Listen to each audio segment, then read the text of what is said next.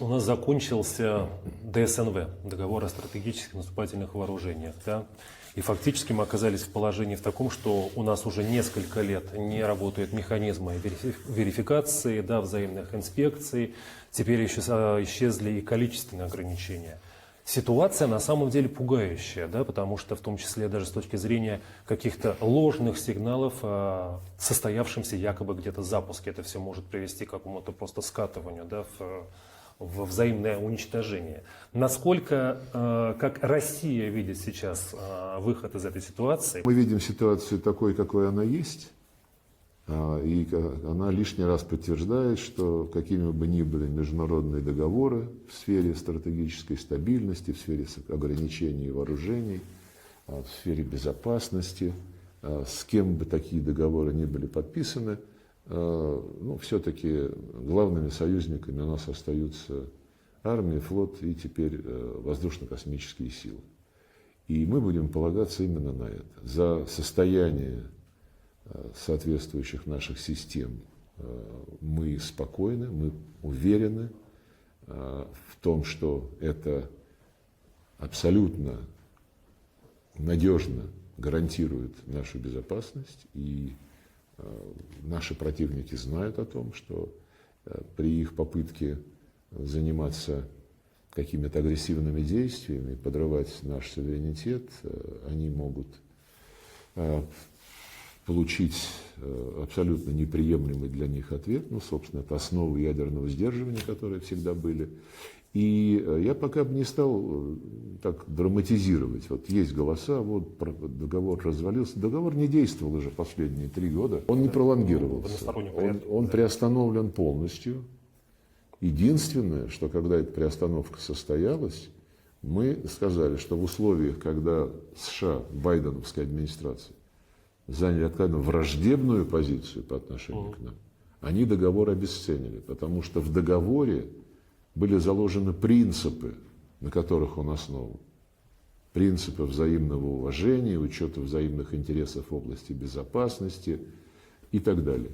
Это все было растоптано администрацией Байдена. Вы помните, какие действия она предпринимала, какими словами она описывала Российскую Федерацию. И мы сказали: дорогие друзья, не в тех условиях мы договаривались еще с президентом Обамой, а поскольку вы от этих условий радикально отказались, мы приостанавливаем действие договора. Вы хотите кричать, что мы главная угроза, и мы должны потерпеть стратегическое поражение, и при этом стоите у калитки на наши ядерные объекты, что ли, проверять нас? Нет, так не будет. И мы приостановили договор полностью. Но, сделав это в качестве жеста доброй воли, президент Путин объявил, что мы готовы в течение срока, остающегося до завершения действия договора, придерживаться его центральных количественных показателей. И вот такая была договоренность, и американцы следовали ей. И сейчас, поскольку уже договор, приостановленный договор уже окончательно теряет свою силу, 5 февраля потерял. Да, Юра, да. Его нет больше просто, да. Вот в качестве еще одного жеста доброй воли президент в сентябре еще предложил подумать о том, чтобы вот эти вот добровольные моратории на увеличение предусмотренных договором центральных потолков, чтобы эти моратории на взаимной основе были продлены. Этого не произошло. Нет, это же известно, мы говорили публично. Но до сих пор, то есть нету, да, ничего? То есть ничего. А его и не будет больше ответа. Будем очень внимательно следить за тем, как теперь, после формального отсутствия каких-либо ограничителей, будет действовать американская сторона.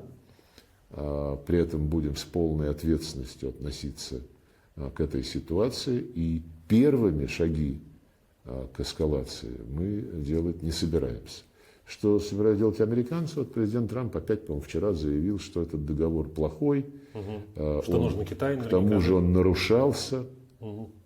Какие там нарушения он усмотрел на российской стороне, я не знаю. У нас были серьезные вопросы, на которые американцы нам не ответили по поводу строгости в соблюдении требований договора, но с нашей стороны мы такого не допускали, по крайней мере, до тех пор, пока вот он для нас полностью действовал. Если мы проанализируем, какие практические шаги на российском направлении были сделаны за год вот, пребывания в Белом доме во второй каденции президента Трампа и его командой, то, собственно говоря, мы движемся не в том направлении. Санкции сохраняются, наши позиции, ведущие позиции в мире на рынке ядерной энергетики, тоже им бросается вызов американцам. И в странах, где у нас уже есть проекты, где есть опыт работы, в том числе и в наших соседях, у наших соседей, у целого ряда европейских стран, американцы работают над тем, чтобы переквалифицировать их энергетику на свои стандарты. Они тоже этого не скрывают.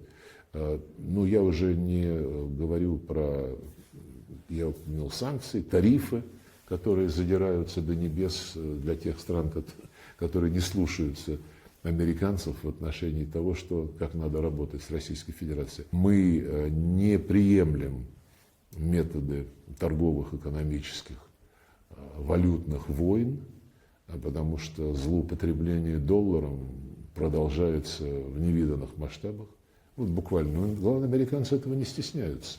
Вот министр финансов, который очень активен, когда нужно кого-то осудить, когда нужно какие-то санкции продвинуть, господин Бессент, по-моему, вот буквально вчера, на днях, по крайней мере, заявил, что именно действия США по полному пресечению поступлений долларов в Иран спровоцировали те беспорядки, которые вот привели к массовым протестам и к гибели людей. Гордится этим.